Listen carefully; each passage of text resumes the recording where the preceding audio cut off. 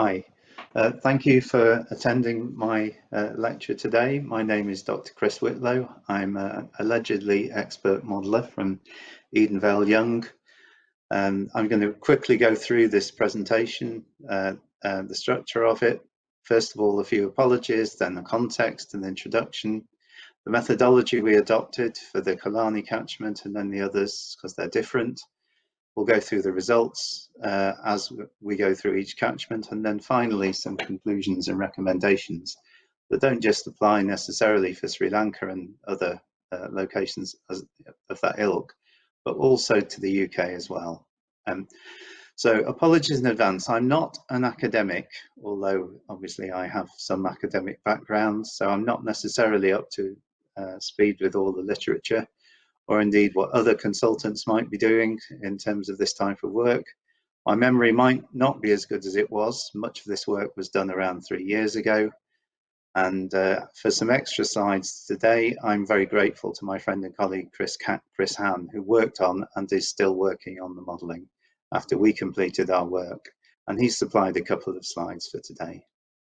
So I'm not, I think my general reputation is in hydraulics and flood forecasting, with which I have 35 and 20 years experience. I've got a PhD in hydrometeorology. I'm not to be confused with Professor Chris Whitty, in that I won't try and persuade you to agree with me via a presentation including a large number of complicated and confusing slides. Actually, on second thoughts, that is perhaps what might happen, but perhaps also with more accurate and better labelling of axes. The approach we've adopted to hydrology has a big future role, in my view, in both the UK and worldwide, particularly the benefits of accurate, explicit representation of upstream flood mitigation measures. For Sri Lanka, this was large reservoirs, but in the UK, it could be NFM. And it's not new.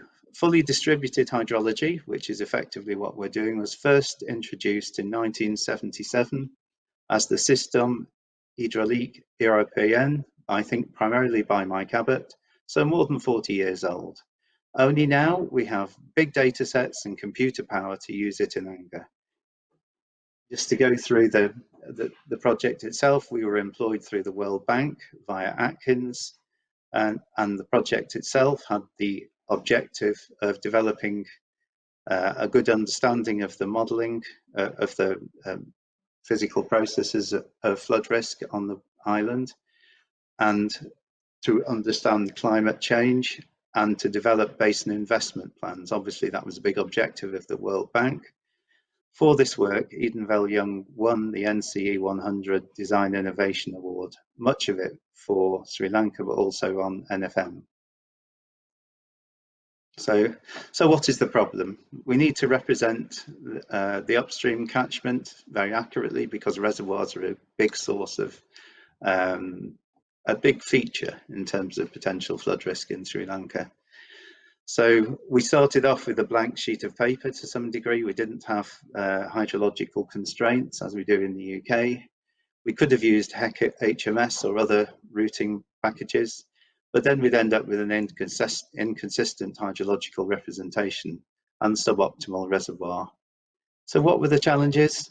Data was very limited, apart from the Killarney catchment, which benefited from modern 1 meter resolution LiDAR data from the Japanese International Cooperation Agency, and had a reasonable geographical spread of gauging stations, as we'll see in a moment. Others, 1 gauge per catchment. Also, a very large variation in the catchment geography, from rainforest, paddy fields, rubber and coconut plantation, and other features. We also struggled from the lack of sub-daily rain gauge data, apart from the Killarney, and the stage discharge rating relationships were okay for low to medium flows, not so much for high flows. Also, the size of the catchments, as you can see on the map there, the largest catchment, which is the light green catchment, is the Mahaweli, is 10,000 square kilometres, about the size of the Thames. The Malwatu, about 4,000. The Killarney, which we'll talk about, at 2,200. The other one's smaller. So as we move forward, we had model selection criteria. These were based primarily on the expertise that we had previously, My expertise and a lot of the team, we had flood modeler and two-flow experience. So historically, I wrote much of the FMP engine, chaired the user group, and we have extensive two-flow experience as well, including links to the developers. In terms of what the strategy was, very much based on using rating curves and extending rating curves, because the gauging stations were the primary source of data on the island. Myself and David Ramsbottom from HR Wallingford wrote the best practice guidance for this in 2004, updated by the Peter Spencer more recently. So as you can see on there, something you might not recognize is SWAT, the Soil and Water Assessment Tool, for the semi-distributed hydrological modeling software package from the University of Texas and the US Department of Agriculture. Our objective was not to use SWAT for the upstream parts of the catchment, but rather to simulate the longer term and slower response elements of the flood hydrology. So base flow, groundwater flow, and long-term reservoir levels. Also, when it comes to simulation, we needed to do up to 50 years of climate change simulation, and that's not an option for the two-flow software. So that the calibration process involved actual rainfall data for flood events, using the full ground model and various grid size, developing a tool for embedding the channels within the DTM. The key issue was the use of the green amped rainfall runoff model and the calibration of the hydraulic conductivity in particular. And I'll comment, green amped was nothing new either. It was originally developed and published in 1911. So the Killarney itself, so you can see the catchment there. It's a very high elevation towards the southeast, and obviously very low elevation towards the western extent, which is the Port of Colombo. And the main flood event we looked at was May 2016, which occurred 2 weeks after the CRIP contract was signed. Unfortunately, 100 people lost their lives in that event, which gives you an idea of the flooding issue in Sri Lanka. And that's from flooding and landslides. Far more gauges than the other catchments. So this is an example of the rating extension at Glencorse gauging station, which is by far the best gauging station on the island. This drains a catchment area of about 1,500 square kilometres. And as you can see, the agreement between the spot flow gaugings and the modelled rating was extremely good. And that figure is courtesy of one of the Sri Lankan counterpart staff in Eco Laxri. So this illustrates, even for Glencorse, there was an issue in terms of the rating, because we looked at the spot flow gaugings from 1989, because they go back a long way, and we didn't get a good agreement at all with the more recent spot flow gaugings or with the model. So we used a different model for that particular, for flood events prior to that time. So that's you can see there the catchment for the Killarney, and there's an enormous variation here in terms of elevation. The furthest upstream extent you can see there on the red tip of the catchment is approximately 2.5 square kilometres high, and that compares with Scarfell Pike, which is about 950 metres. That's the highest point in England. You also see the middle part of the catchment is where the rainfall generally falls. Basically, rain will fall on the windward slopes, and that won't be a surprise to anyone who's ever lived anywhere near Manchester. So this is an idea of the May calibration we achieved in May 2016, which in terms of the geographical extent, we're very pleased with that. And we'll show the next. We also had 3 gauging stations downstream of Glencorse, which you can see we managed to achieve an agreement in terms of the difference in peak levels of less than 100 millimetres for each. And that would be a very good performance even for the UK. So the next basin we looked at was the Atanagaloo. We also had very good DTM data for the Atanagaloo. Not so much in the way of gauges. There's just one gauge really at Doonamali, which only had 12 years of data. If we have a quick look at the ground details there, you'll see some of the challenges that we experienced. Just to the south of the purple line there is the gauge, and you can see there's a large storage area draining into it just downstream of the gauge, and that will adversely affect the gauge estimation of flows. And there's also two bypass channels at least there. So the rating curve for Dunamale, as you can see now, has a great deal of hysteresis. Hysteresis is where you start seeing not a single valued curve there, so you can see the curve going back round on itself. And that's because we're getting bypassing of the channel. However, we managed to do a great deal of detailed analysis of this. So you can see the lower figure there, and that indicates we're getting good flow estimations for the highest flows. So this is the verification of the Dunamale flow hydrograph. And this shows that we got very good agreement for the rising limb of the peak, not so much on the falling limb because we had issues in terms of the discharge from the flood storage area just downstream of it.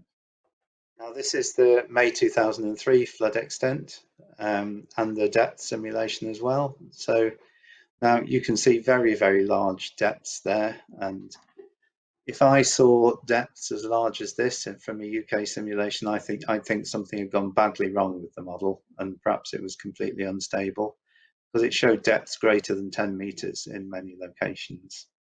So just to get an idea of what this looks like on the ground, this particular house was flooded right the way up to the telegraph lines you can just see at the top there, at a depth of 9.8 meters, which is astonishing. And this particular photograph here, the peak flood depth in 2017 reached the bottom of that blue sign there, and you can see the size of the person at the bottom there, just to indicate how deep that was, and also relatively fast flowing as well. That was a depth of 10.2 meters. So for the Nilwala Ganga, again, 1,000 square kilometer catchment area, only one gauging station, and even that was affected by bridge blockage. If we look at the Nilwala Ganga, again, you see an illustration of the fact that flood levels are only collected during the day in Sri Lanka in most places. But we managed to achieve a good agreement there in terms of the timing of the peak flow. Magnitude is quite difficult, although it might be approximately correct for 2003. However, for 2017, let's have a look. It was massive blockage at the Peter Vadera Bridge, which is downstream of our gauging station. Almost 100% blocked was the estimation. A comment from Chris Hand.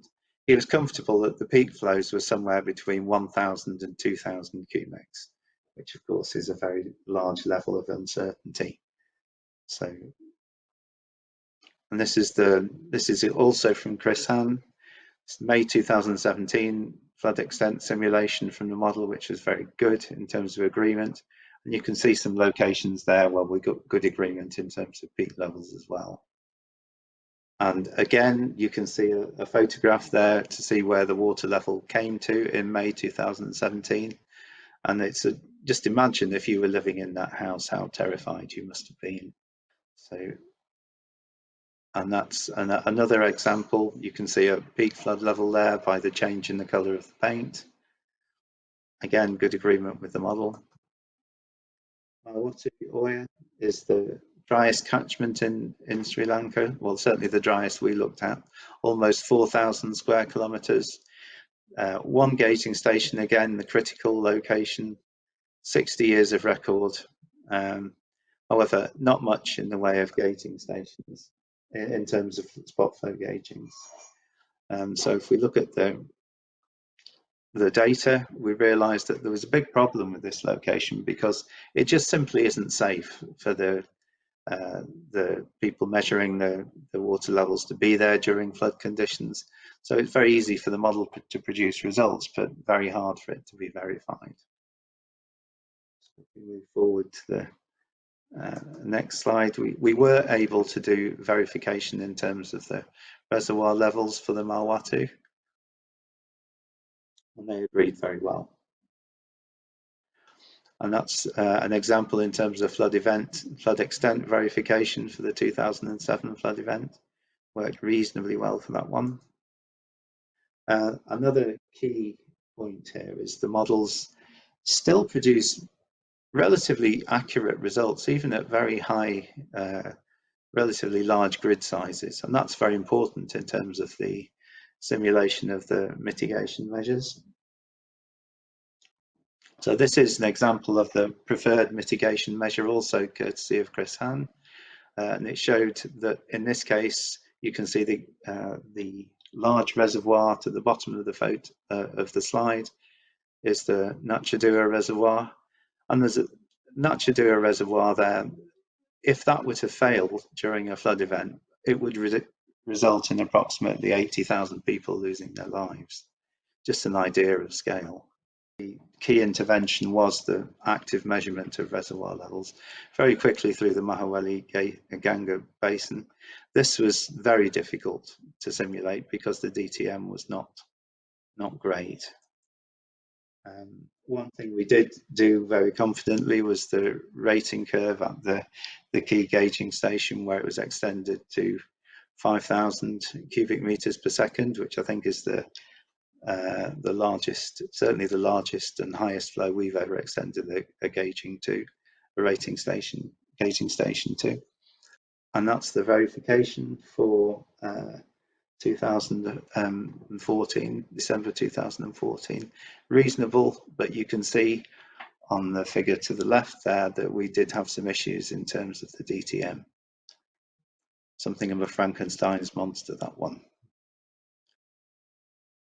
So what are the overall lessons learned from the exercise we've been carried out? The 2Flow and probably other software that does similar things, the GPU software with green-amped infiltration formed extremely well for all, certainly 4 of the 6 basins, which varied in size between 800 and 10,000 square kilometers. The best performance with the best DTMs, as you might expect. We had to develop some bespoke software to embed the channels properly into the DTM. And the calibrated KS values, the hydraulic roughness, did differ from those in the 2Flow manual. The critical element was the ability to represent the upstream reservoirs accurately in terms of simulation of flood alleviation measures. And a later conclusion also from Chris, the 2D catchment models were shown to be suitable for operational flood forecasting, which is, and that's the key to enable active reservoir level management. For the UK, this approach has been proven to work in explicit simulation and quantification of NFM measures in particular. And the key one is woodland planting, storage areas, and permeable hedge banks or riparian buffer strips. Hazards of Sri Lankan rivers, you can see here. I think the main one was the crocodiles, because there were certain rivers where there weren't many spot flow gaugings, and you can understand perhaps why the Sri Lankan engineers didn't want to go into those. So thanks to finish off with. Gerald Morgan and Peter Eilert, Andrea and Pavel Dipton, all from EV. A number of Atkins staff were very helpful as well. The Sri Lankan counterpart staff were excellent, including Anoma, who ran the project, Nico Laxra and Chula Hirath, and the modelling team beneath them. Also, thanks very much to Chris Hahn from EGEA, and for UK work who've supported us, ARUP, the Environment Agency, the Rivers Trust, and also I must make a special mention to HM Treasury, who've helped us in terms of the R&D tax credits. And thank you very much for listening to the presentation.